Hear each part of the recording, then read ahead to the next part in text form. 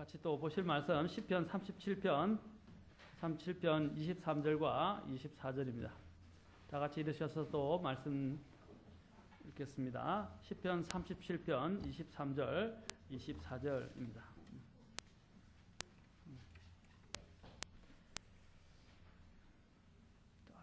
제가 봉독하겠습니다. 주께서 선한 사람의 건업을 정하시고 그의 길을 기뻐하시는도다.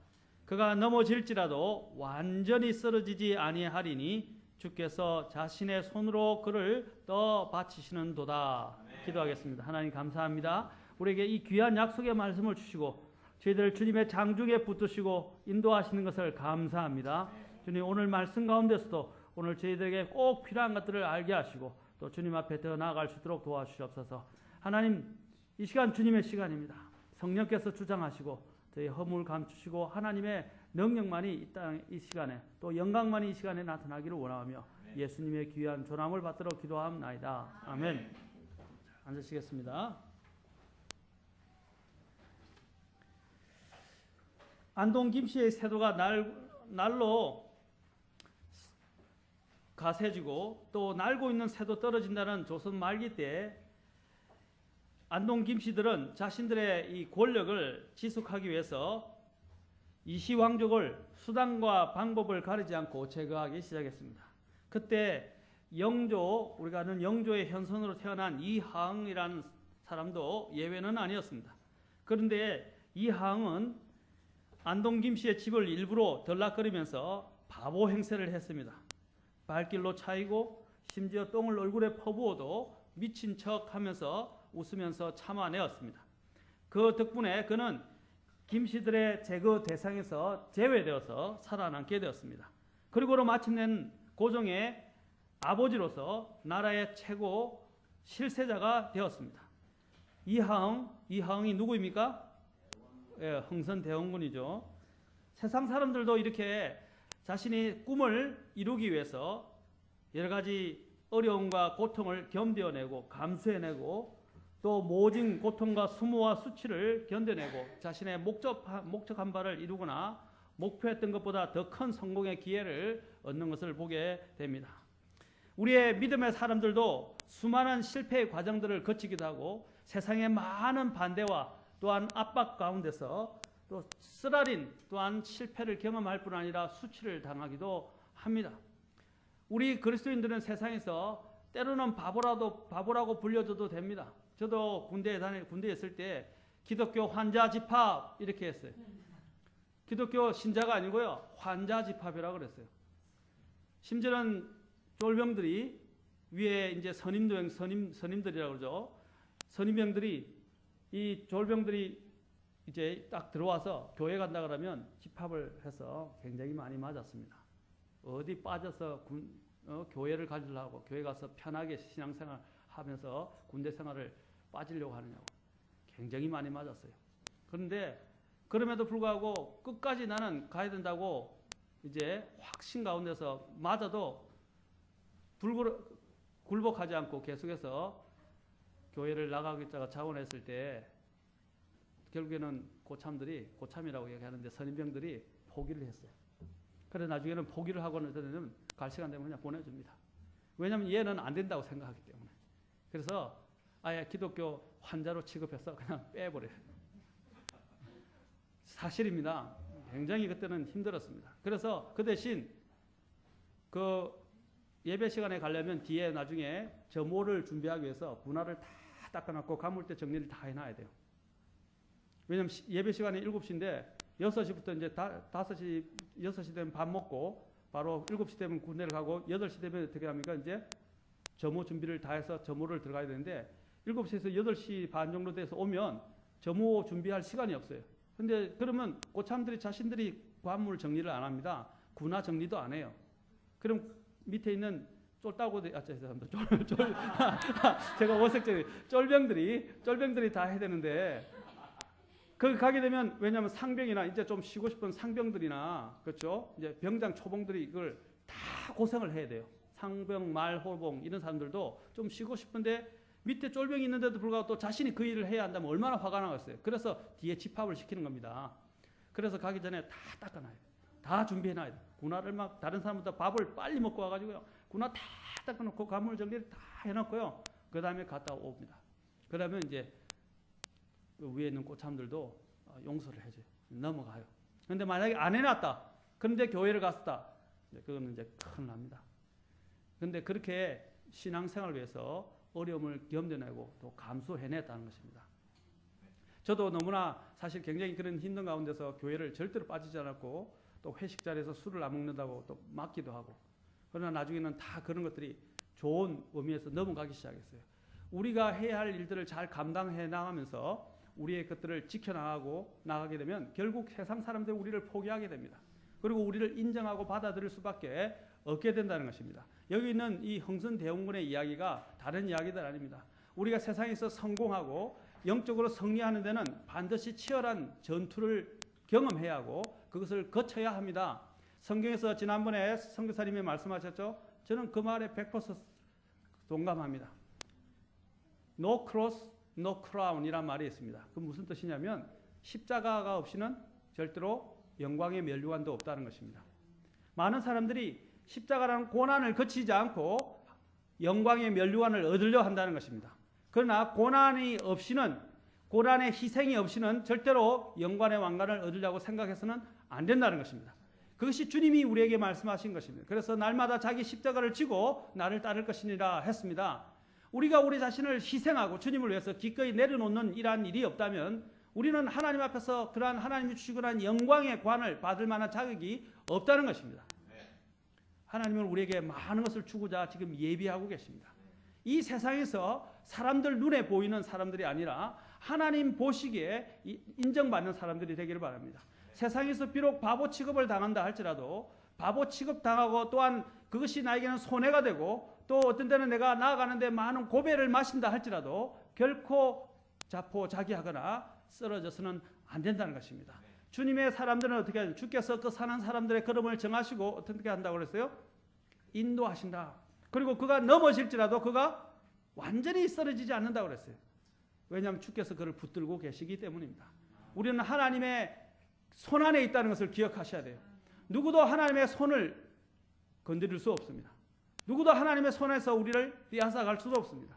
우리는 하나님의 그 권능의 장중의 손 안에 있다는 것은 복된 일입니다. 아멘. 그래서 제가 좋아하는 또 말씀 중에 요한복음 10장에 보면 어떤 말씀이 있습니까? 아무도 너희를 아버지의 손 안에서 빼앗을 수 없느니라. 근데 뭐라 또 예수님이 나도 그를 그쪽 붙들고 있고 내 손에서도 또 빼앗지 못. 하나님 아버지가 우리의 손을 붙들고 계시고 그렇죠? 예수 그렇게 해서 우리의 손을 딱 붙들고 있어요. 그러면 누구도 우리를 그 손 안에서 빼앗을 수 없습니다.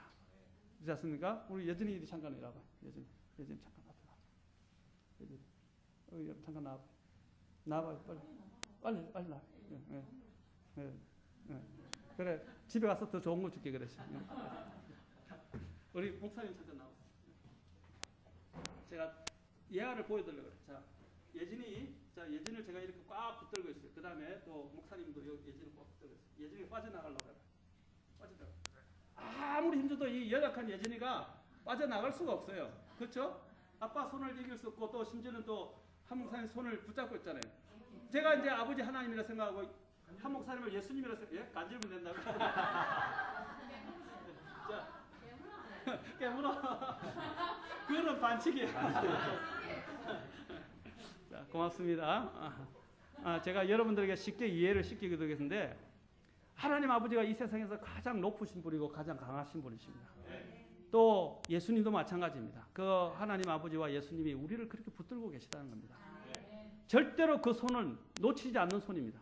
우리가 그분에 대한 손을 놓칠지라도 하나님 아버지께서는 손을 놓치지 않는다는 것입니다. 그것이 바로 하나님의 장중의 손 안에 붙들려 있는 우리의 모습을 보여주는데 오늘도 이 말씀이 바로 그것을 말해주는 것입니다. 주께서 자신의 손으로 그를 떠 바치시는도다. 이게 얼마나 복된 말씀입니까? 그렇죠? 자, 이처럼 우리가 세상에서 실패하게 될 때, 또 세상에서 바보 취급을 당하게 될 때, 세상에서 어려움을 통과하게 될 때 결코 자포자기하지 말고 주님을 바라보라는 것입니다. 이 말씀을 붙들라는 것입니다. 이 말씀을 기억하고 주님 앞에 기도하라는 것입니다. 그러면 여러분에게 하나님이 주시는 보이지 않는 그 마음의 근원에서 오는 힘을 느낄 수가 있고 또 하나님 앞에서 다시 일어설 수 있는 힘을 가질 수 있다는 것입니다.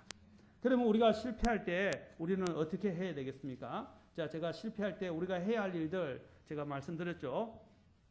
우리의 인생의 여정에는 수많은 시험과 이런 유혹들이 우리를 호시탐탐 노리고 있습니다. 특히 그리스도인들에게도 더 그렇습니다. 사탄은 그리스도인들을 하나님으로부터 멀어지게 하기 위해서 갖가지 음흉한 유혹과 계략으로 공격을 합니다. 우리가 방심하게 되면 시험에 넘어지게 되고 유혹에 또한 굴복하게 됩니다.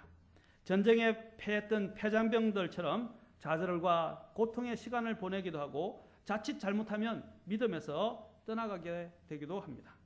그렇다면 우리가 이러한 부분에서 우리가 실패할 때 우리는 과연 그러면 어떻게 해야 되겠습니까? 첫째, 실패 가운데서 낙심하거나 원망 또는 불평하거나 책임을 전가해서는 안 된다는 것입니다.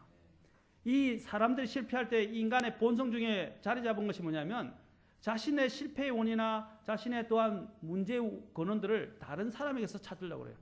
또 다른 데서 원인을 찾으려고 합니다. 하나님이 항상 여러분에게 고난을 주실 때 생각할 것이 있어요. 내가 하나님 앞에 지금 의롭게 행해 왔는가 아니면 불의하게 행했는가를 점검해야 돼요. 또 의롭게 했다라고 우리가 생각할 수 있지만 점검해 보면 우리 속에 나의 사심이 들어 있을 수 있어요. 많은 사람들의 가장 큰 문제가 뭐냐면 하나님의 전에도 이야기했죠. 영광을 위하여라고 이야기하면서도 실상은 자기에 있는 실속을 차리려고 하는 경우가 많이 있다는 것입니다. 그건 굉장히 위험합니다. 우리는 알아요. 그런데 우리가 이것을 포장하기 시작합니다. 그리고 이것을 다르게 관심을 돌리려고 한다는 것이 사실입니다. 우리가 한번 잘 생각해 보세요. 겉으로는 하나님의 뜻, 하나님의 영광이라고 이야기하면서 실상은 내가 원하는 것을 나는 주장하고 그걸 이루려 하지 않습니까? 많은 사람들이 이 사람하고 결혼한 게 하나님의 뜻이다라고 이야기해요. 그런데 나중에 한 2달 되니까 헤어져요. 또 나중에 또 하나님 뜻이다 이러더라고요.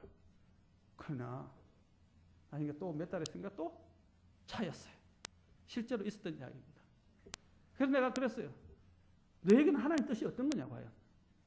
네가 분명히 죽어도 하나님의 뜻이라고 이야기했는데 나중에 보니까 헤어졌지 않느냐. 네가 죽어도 하나님의 뜻이라고 했는데 또 나중에 차였지 않느냐. 뭐가 하나님의 뜻이냐는 거죠. 하나님의 뜻이 그렇게 변덕스럽냐는 것이죠. 많은 청년들의 이런 실수가 그게 있습니다. 이것은 비단 결혼의 문제뿐 아니라 직장의 문제, 우리의 선택의 모든 문제에서 마찬가지입니다. 우리는 쉽게 하나님의 뜻을 이야기합니다. 그러나 실제적으로는 정말 우리의 실속을 우리가 추구하고 있는 경우가 많습니다. 정말 하나님의 뜻은 우리와 생각이 다를 수 있어요. 과감하게 우리는 함부로 하나님의 뜻을 갖다 붙이지 말고 하나님 앞에 내려놓을 필요가 있습니다. 그리고 또한 우리가 어떤 일을 할 때 하나님은 고난을 통해서 뭘 주시냐면 내가 정말 어떤 부분에서 잘못이 있는가를 먼저 점검해 보는 게 좋아요. 혹시 이 고난이 나의 부족한 부분을 하나님이 일깨우고 나를 사랑하시기 때문에 그걸 깨닫게 하시기 위해서 이것을 고난을 허락하신 것이 아닌가를 생각해야 됩니다. 근데 욥처럼 정말 어렵게 했을 때는 그것은 이제 사탄의 방해예요. 그리고 하나님이 그것을 통해서 자신의 영광을 나타내시고 나를 통해서 그분의 영광을 드러내고 나의 믿음을 더 강화시키기 위해서 그것을 허락하실 때가 있다는 것입니다. 그렇죠? 그러면 그 고난은 하나님 앞에 뭐라고 그랬어요? 아름다운 것이며 또한 하나님의 영광의 영이 베드로서에 보면 영광의 영이 그 사람 위에 머물러 있다고 그랬어요. 와, 대단하지 않습니까? 하나님의 영광의 영이 눈에 보이지 않지만 오로라 같은 영광의 영이 내 위에 머물러 있다고 이야기합니다. 얼마나 복된 일입니까? 그렇죠? 그리고 또한 믿음의 시련이 끝난 이후에는 하나님의 보상 그리고 상이 나를 기다리고 있어요. 우리는 그런데 고난이 올 때 또 내가 패배했을 때 이 책임을 다른 데 돌려 하지 마시고 나에게 원인이 무엇인가, 내가 하나님 앞에서 혹시 하나님 앞에서 하나님께 누가 된 것이 없었는지, 죄가 없었는지를 점검해 보아야 합니다. 그렇죠? 아담이 자신의 가정을 잘못 다스려서 실패하고 자신이 또한 선과 악을 알게 하는 나무의 실과를 먹고 난 다음에 주님 앞에 섰을 때 두려워떨면서 그는 어떻게 했습니까? 이브에게 책임을 전가했고 이브는 또한 뱀에게 책임을 전가합니다. 그것이 인간이 죄를 범하고 난 다음에 가장 먼저 일어난 거예요. 다른 사람에게 책임을 전가하지 말라는 것입니다. 내가 저 사람 때문에 못 살겠다. 내가 저 사람 때문에 지금 이 삶을 이렇게 살게 되고 내 영적 생활이 이렇게 퇴락하게 되었다. 내가 저 사람 때문에 교회를 못 나가겠다. 내가 내 남편 때문에 내가 이 신앙생활을 이제 못하겠다. 내가 내 아내 때문에 이제는 더 이상 나는 교회 안 나가겠다. 아닙니다. 오늘 또 심리학의 도움을 받아서 심리학자들이 어떻게 이야기합니까? 죄를 범하고 잘못된 정신병자 같은 일을 하고 나면 그런 죄를 범하고 나면 어떻게 이야기합니까? 내 어린 시절에 네가 불행한 시절을 보냈고 내가 그런 것으로 영향이 지금까지 미쳐졌고 그래서 그 사람은 그 사람의 죄 때문이 아니라 어린 시절에 불우한 가정에서 태어났기 때문이다. 근데 그 사람의 나이가 미성년자를 넘어섰어요. 그렇죠? 법적으로도 미성년자를 넘어섰어요. 미성년자를 넘어섰을 때 자신이 그것을 택한 것은 누가 한 것입니까?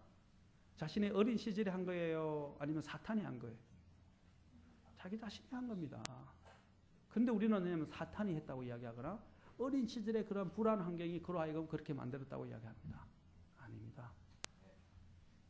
죄악을 알기 전에 어린아이는 본성적인 것 때문에 우리가 그것을 눈 감아 줄 수 있지만 그가 선과 악을 알게 되는 나이 이후로부터는 어떻게 됩니까? 그가 자신이 책임지는 것입니다. 왜 어린아이들이 구원을 받아야 합니까? 선과 악을 알게 되는 나이에 이르렀을 때는 아이들이 반드시 구원을 받아야 돼요. 아이들에게는 이제 죄책감이 들어오기 시작합니다. 그때로부터는 자신의 죄에 대해서 책임을 질 나이가 되었다는 것을 이야기하는 것입니다. 그래서 예수 그리스도가 필요해요. 어린아이들이 선과 악을 알기 전에는 그걸 구분하기 전에는 그에겐 책임이 없어요. 하나님 책임을 묻지 않아요. 그들 다 죽으면 천국에 가요. 그러나 그들이 선과 악을 알고 난 이유는 어떻게 됩니까? 책임져야 돼요.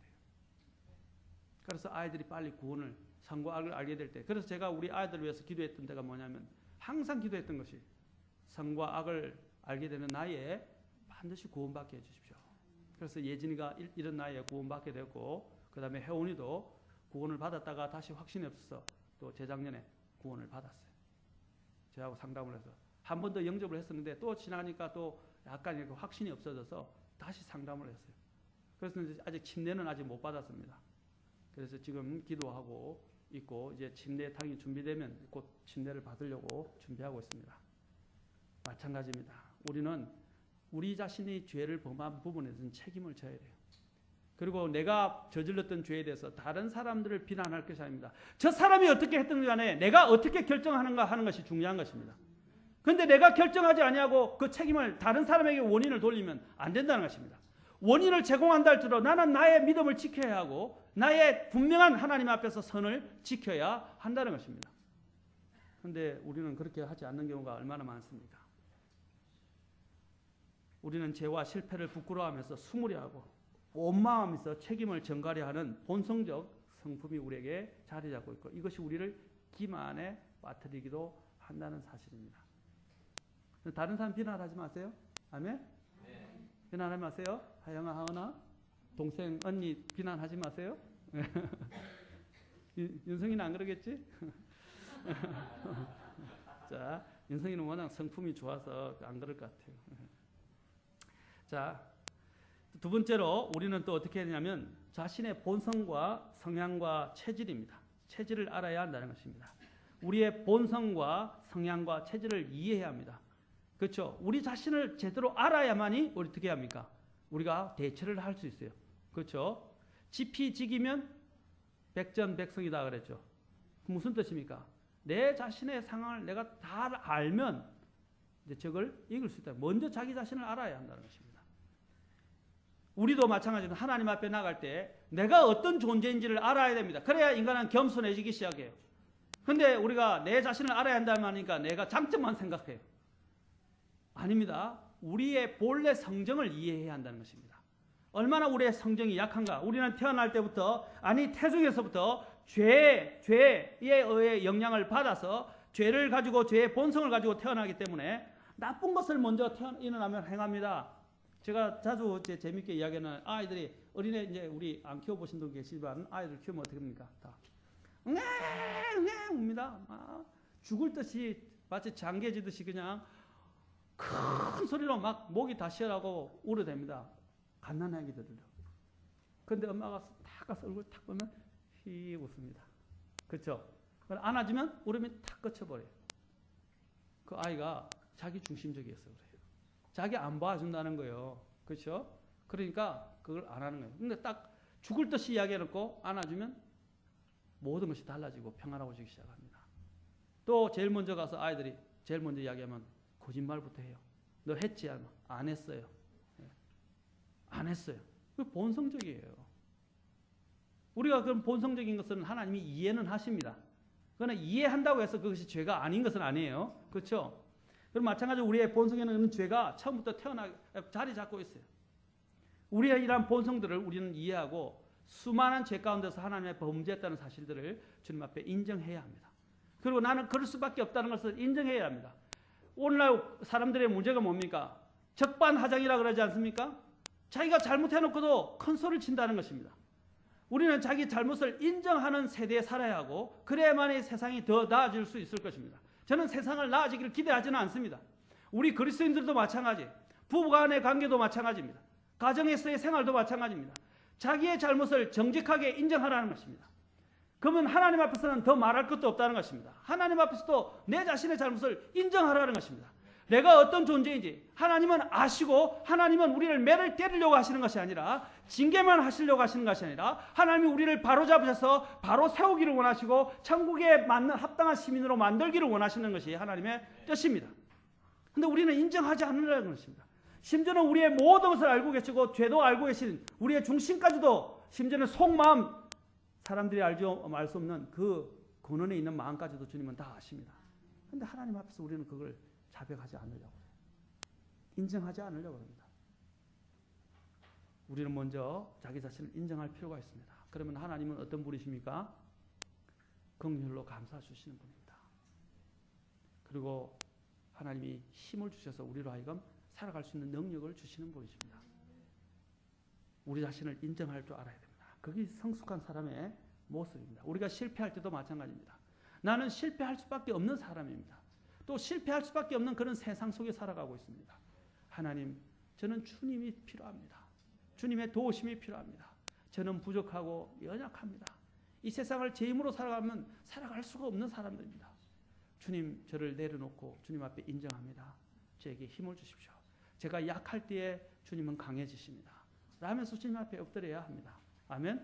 그러면 주님의 그 권능의 손이 나를 확 붙들어 주신다. 아까 보면 주의 무슨 손으로 붙든지라고 했어요. 자신의 손으로 그를 떠 받치시는도다.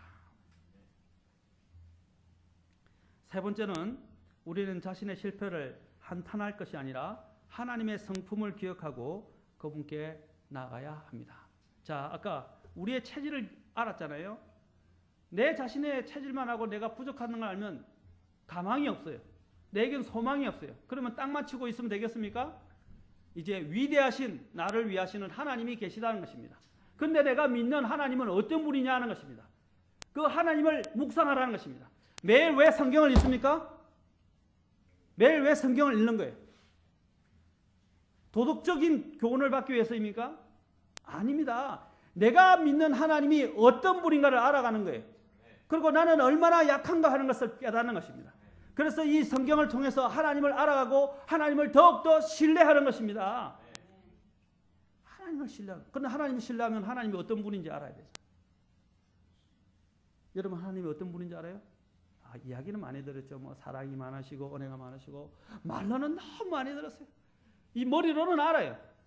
그러나 여러분이 이 고난이 오기 전에는 내가 실패를 경험하기 전에는 하나님이 진짜 어떤 분인지 내 마음으로 깨달아 알 수가 없다는 것입니다.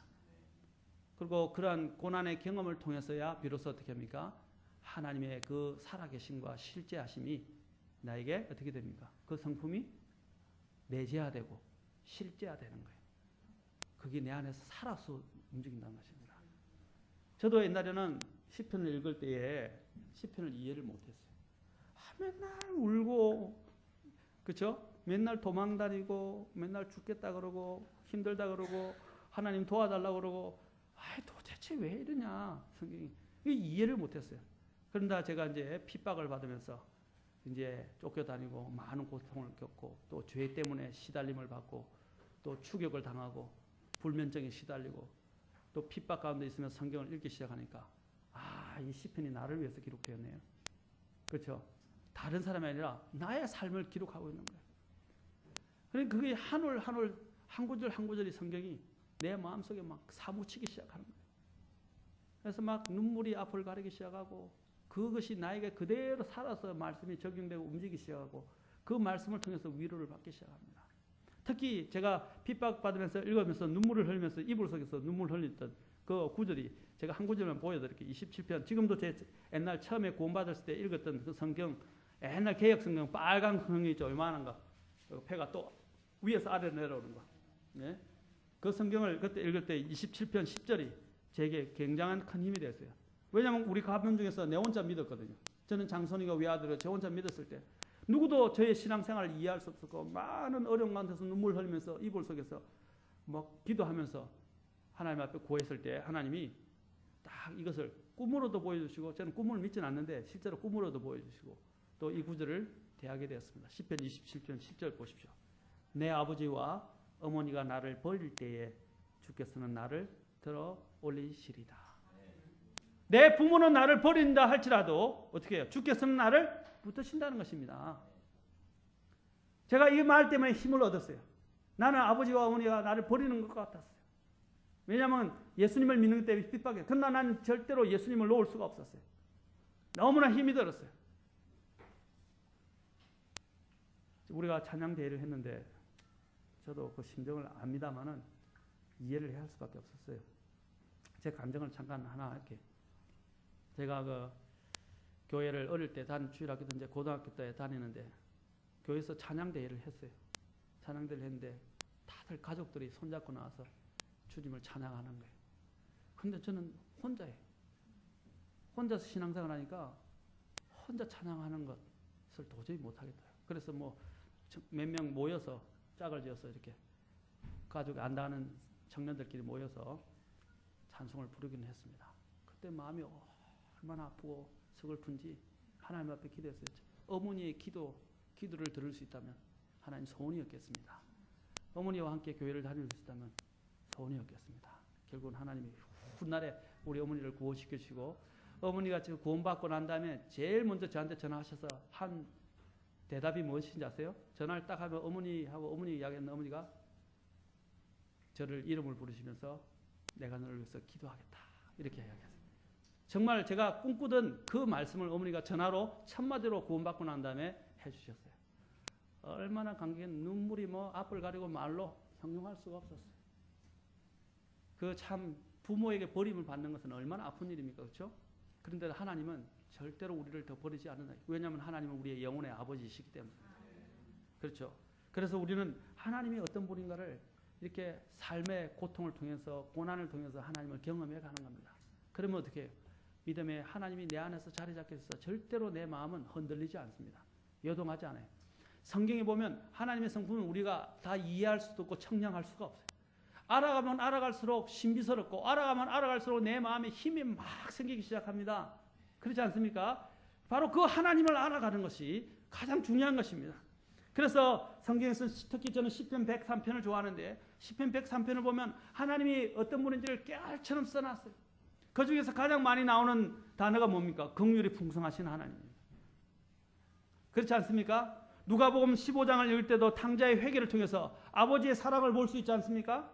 탕자를 애타게 기다리는 아버지, 비록 타락하고 아버지를 뿌리치고 아버지의 사랑을 뿌리치고 아버지의 품 안에서 떠나갔지만 그 떠나간 탕자를 기다리시는 아버지의 마음, 그렇죠?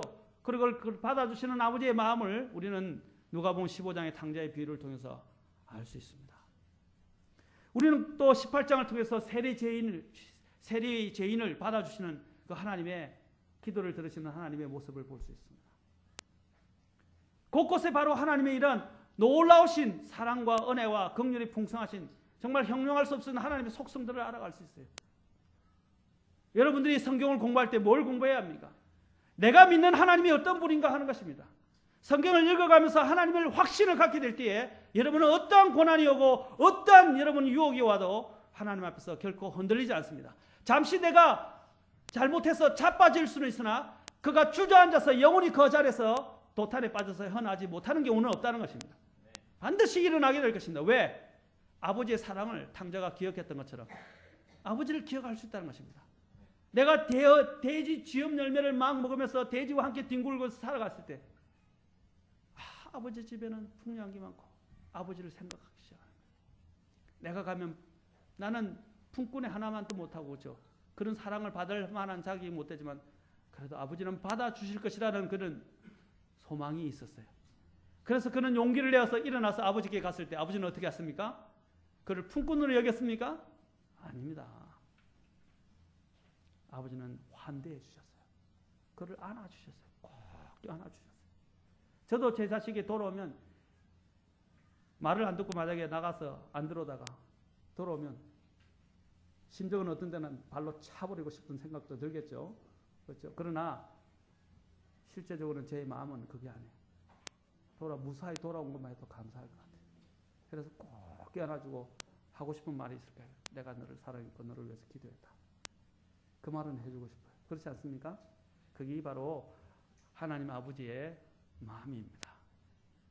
제가 지금 이야기하는 것은 일례에 불과합니다. 성경을 읽으면 성경 전체에 하나님이 내가 믿는 하나님이 어떤 분인가를 여기서 이야기하고 계세요. 그러면 나는 절대로 실패하게 되거나 넘어졌을 때 좌절하지 않는다는 것입니다. 일어설 수 있다는 것입니다. 그렇지 않습니까? 네 번째로 이제 우리는 또한 하나님을 그래서 성품을 기억하고 그분께 나아가라는 것입니다. 하나님의 성품을 기억하는 것입니다. 그분께 기도를 통해 더 정직하게 모든 상황과 문제를 아뢰고 간절하게 그분의 도움을 구하라라는 것입니다. 그분께 기도를 통해 정직하게 모든 상황과 문제를 아뢰고 간절하게 그분의 도움을 구하라. 누가복음 18장 1절부터 7절에 보면 사람들이 항상 기도하고 낙심하지 말아야 할 것을 보여주시려고 주님께서 비유로 들어 말씀하셨는데 어떤 비유입니까? 끈질긴 가부의 청혼의 기도를 주님께서 예로 드셨어요. 가부가 얼마나 끈질기게 기도했든지 불의한 재판관도 그녀를 대수롭지 하지 않고 그녀를 내쫓고 그녀의 말을 듣지 않으려고 했는데 가부가 날마다 와서 청혼하니까 어떻게 해요? 귀찮아서 안 되겠다. 이 여자가 안 들어주면 나를 못 살게 할 것 같으니까 어떻게 해요? 기도를 들어줬죠. 주님 그것을 통해서 뭘 말씀하십니까? 끈질기게 기도하라는 겁니다. 그러면 주님은 들어주신다는 것입니다. 그녀가 구한 기도는 불의한 기도 제목이 아니었어요. 정당한 것이었습니다. 우리가 주님 앞에서 정당한 것을 가지고 하나님의 약속을 붙들고 기도하면 하나님은 들어주십니다.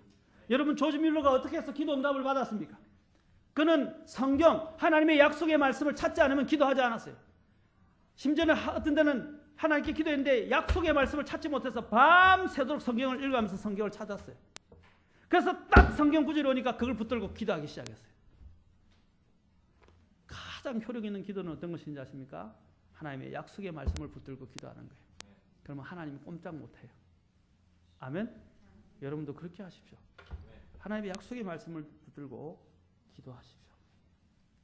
낙심한다는 말은 무슨 뜻입니까? 굴복한다 또는 파괴된다 이런 뜻입니다. 여러분 절대로 낙심해서는 안 됩니다. 주님이 뭐라고 하셨어요? 항상 기도하고 낙심하지 말아야 할 것을 이 비유로 말씀하셨다고 그랬어요. 항상 기도하고 낙심하지 말라. 기도하라는 것입니다. 전에 제가 시편 121편 가지고 이전에 설교했죠? 기억나십니까? 나의 도움은 어디서 오는가? 그렇죠? 하늘과 땅을 지으신 주 하나님께로부터 오는도다. 그래서 내가 산들을 향하여 눈을 들리니 그 산은 뭐라고 그랬어요? 주님이 오시는 그렇죠? 왕의 대로를 이야기한다고 그랬죠? 아이 설교 제대로 안 들으셨네. 기억도 못 하시고. 다음부터 퀴즈에서 또 상을 줘야 되겠네요. 잘 맞추는 분들. 자, 우리의 도움이 어디서 오느냐는 것입니다. 바로 우리의 도움은 하늘과 땅을 지으신 하나님께로부터 옵니다. 우리가 그분을 기대하고 그분께 매달릴 때 우리가 상상도 할 수 없는 도움을 하나님은 우리에게 가져다 주실 것입니다. 사랑하는 성도 여러분, 영적 삶에서 실패하고 나의 부족함을 절실히 느끼면서 낭망하며 고통스러울 때 나를 그 수렁에서 나를 끌어내시고 씻기시고 다시 원기를 회복해 주실 수 있는 성령 하나님이 우리에게 계시다는 것을 기억하십시오. 그분은 또한 뭐라고 불려주십니까? 위로자라고 불려주십니다. 위로자, 보혜사라고 개혁 성경인데 킹제임스 성경에서는 comforter, 위로자 그랬어요. 여러분 마음이 무너지고 실패하고 좌절한 사람에게 필요한 게 뭐예요?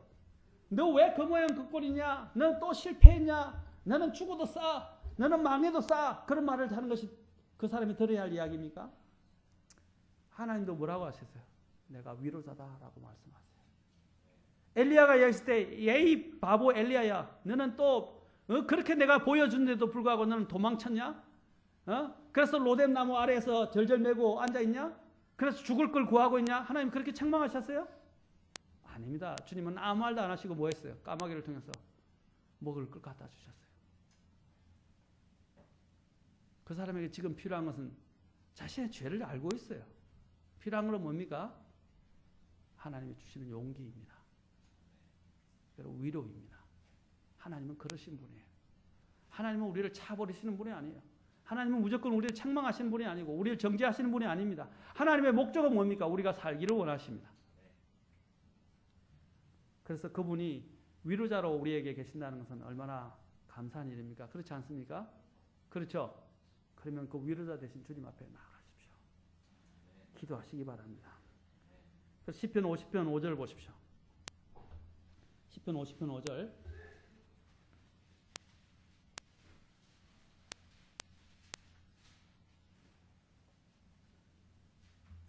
오늘 여러분들 이 설교를 계속 들으면서 지겹도록 시편 37편 그렇죠? 오늘 이 설교의 말씀을 듣고 있죠? 23절과 24절 그렇죠? 그러나 여러분에게 큰 도전이 되시고 정말 우리의 삶에 변화를 가져오는 그런 말씀이 되었으면 좋겠습니다. 시편 50편 5절 같이 읽겠습니다. 자, 시작.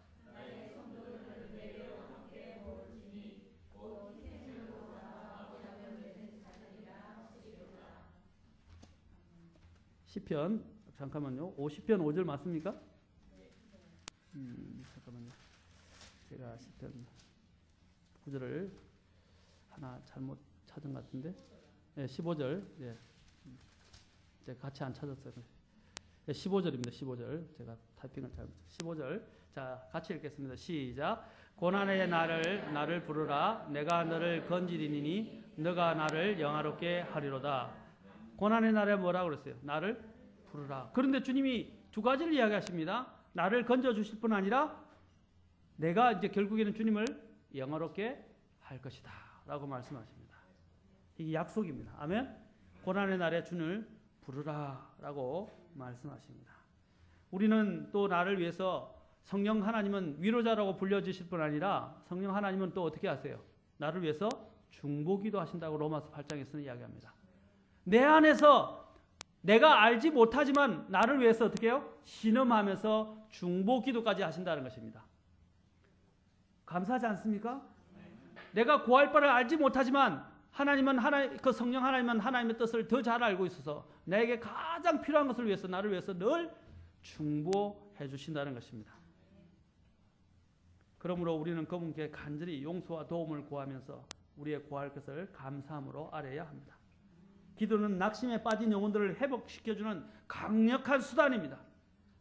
기도할 수 있는데 왜 걱정하십니까? 기도하면서 왜 염려하십니까? 제 노래 잘 부른다고 이야기하는 것이 아니고 거의 찬양이 듣듯이 왜 기도하면서 염려하십니까? 왜 기도하면서 하나님을 신뢰하지 않습니까? 하나님은 이 기도를 통해서 우리에게 반드시 응답해 주시고 우리에게 용기와 힘을 주시겠다고 하셨습니다. 낙심에 빠진 영혼들을 어떻게 알았어요? 고난 당하는 자가 있는 그는 기도할 것이요 라고 했어요. 고난 당하는 자는 어떻게 알았어요? 기도하라 그랬어요. 바로 여러분이 이런 실패에 빠졌을 때, 고난을 당할 때, 고통을 경험할 때, 그때가 언제입니까? 주님께 간절히 붙어서 혼을 쏟아놓는 마음으로 기도하라는 것입니다. 기도해 보셨어요? 그러면 하나님이 놀랍게 역사하시는 것들을 경험하게 될 것입니다. 당장 모든 것이 해결은 안 되더라도 반드시 하나님이 역사하시는 것을 곧 경험하게 될 것입니다. 기도하면 우리도 모르게 하늘로부터 오는 힘이 우리 안에서 솟구치는 것을 경험하는 때가 많습니다. 기쁨이 차오르는 것을 보게 됩니다. 어려운 순간마다 내 감정의 어두운 골짜기를 지나갈 수 있는 용기와 힘을 줍니다. 오늘날 교회에서 가장 심각한 죄는 무엇입니까? 기도하지 않는 죄였습니다. 그렇죠? 그래서 사무엘이 이스라엘 백성들을 보고 뭐라고 이야기했습니까? 내가 너희를 위하여 기도하는 죄를 결탄코 기도하지 않는 죄를 결탄코 범하지 않겠다고 했습니다. 기도하기를 쉬는 죄를 범하지 않겠다고 했습니다. 이스라엘 백성들에게 필요한 것이 무엇이었습니까? 그들을 위한 기도였습니다. 사랑하는 성도 여러분, 기도는 절대로 우리로 하여금 낙심하지 않게 만들 것이고 우리로 하여금 다시 일어설 수 있는 용기와 힘을 줄 것입니다. 교회의 가장 큰 죄가 무엇입니까? 저는 요즘 와서 느끼는 것은 기도하지 않는 거라고 생각합니다. 기도하는 성도가 많아야 돼요. 이 교회가 정말 부흥하려면 정말로 매달려서 주님을 위해서 기도하는 사람이 필요합니다. 목회자를 위해서, 사역을 위해서, 성도들을 위해서. 아멘. 목회자도 그렇게 하지만 그 성도를 하나님은 찾고 계세요. 그래서 주님은 기도하라고 말씀하십니다. 가장 인기 없고 가장 사람이 모이지 않는 곳이 교회 기도회이고 추세가 점점 그렇게 되어 있어요. 그래서 기도회 오지 않아요. 우리는 기도해 주기를 바라는 사람은 많으나 정말로 기도의 능력을 믿는 사람은 적습니다. 교회 중보 기도의 능력과 역사를 가볍게 여기고 기도에 참석하는 일을 소홀히 하는 경우가 많아지고 있습니다. 우리는 서로 모이도록 권면해야 합니다. 우리는 다윗처럼 내가 고난 중에 다닐지라도 주께서 나를 소생시키시고 주의 손을 내미사 내 원수들의 진도를 막으시고 주의 오른손이 나를 구원하시리다 라고 심각하게 기도로 부르짖지 않으면 안 될 것입니다. 시편 137편 7절 읽고 마치겠습니다. 자, 시편 137편 7절입니다. 저는 여러분들이 이제 좀 이 수요 기도회가 너무 좋고 응답받는 그런 경험들이 많아져서 이제는 여러분들이 다른 성도 교회 오늘 수요일날 안 오신 성도님들에서 야 수요 기도 나오자 기도하니까 하나님이 응답해 주시고 너무 좋은 것들을 많이 주신다 같이 경험해보자 복되다 이렇게 해가지고 자꾸 권면하세요. 그리고 자랑하세요. 아멘. 우리가 교회에서 같이 이렇게 기도하니까 내 응답이 이렇게 기도 응답 되어졌다 하는 걸 간증할 뿐 아니라 자랑하면서 사람들을 모아야 됩니다. 아멘. 교회 성도들이 다 와야 돼요. 기도해야 돼요. 그래야만이 교회가 힘을 얻게 됩니다. 자, 137편 7절입니다. 같이 읽읍시다. 자, 시작. 오 주여 예루살렘의 날에 에돔 자손이 말한 것을 기억하소서. 그들이 말하기를 그것을 무너뜨리라 그것을 무너뜨리라 그것의 기초까지 무너뜨리라. 제가 커피 주면서 감사드라. 죄송합니다. 138편 7절인데 자꾸 쓰면서 죄송합니다. 성경을 여러분하고 같이 더 많이 읽으라고 하시는 것 같아요. 자, 138편 7절인데 자, 같이 읽읍시다. 자, 6절 7절 읽읍시다. 자, 시작. 주께서는 높이 계실지라도 겸손한 자에게 관심을 기울이시며 교만한 자는 멀리서도 아시는도다. 내가 고난 중에 다닐지라도 주께서 나를 소생시키시고 주의 손을 내미사 내 원수들의 진노를 막으시며 주의 오른손이 나를 구원하시리로다. 내가 고난 중에 다닐지라도 주께서 나를 소생시키시고 주의 손을 내미사 내 원수들의 진노를 막으시고 주의 오른손이 나를 구원하시리다. 아멘. 고난 중에 다닐지라도 그리고 8절에 주께서 나에 관한 것을 완전하게 하시리라. 오 주의 긍휼은 영원토록 지속되오니 주의 손으로 지으신 것들을 버리지 마옵소서. 아멘. 감사하죠. 예. 자, 이 말씀들을 오늘 꼭 붙들고 주님 앞에서 기도하시면서 또한 이러한 낙심되는 때에 또 실패할 때에 주님께 나아가서 힘과 용기를 얻고 다시 일어서시는 주님의 백성들이 되기를 바랍니다. 또 이후의 문제는 또 다음 주에 계속하겠습니다. 기도하겠습니다.